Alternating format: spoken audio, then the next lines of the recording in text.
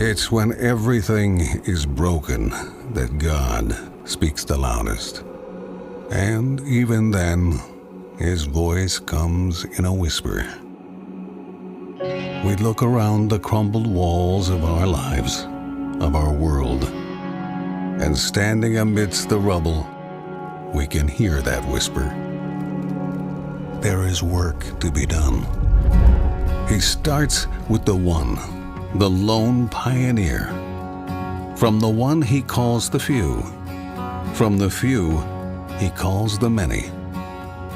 There are foundations to raise, walls to rebuild, people to raise, lives to rebuild. In one hand a shovel, the other a sword. To protect what we build, hold fast the hilt, steel ourselves. We work in dirt and stone, in hearts and souls.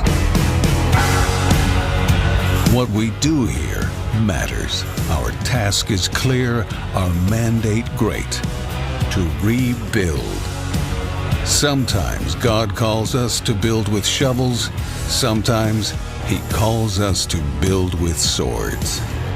We are men and women of bold crossings, because the days are few and there is work to be done.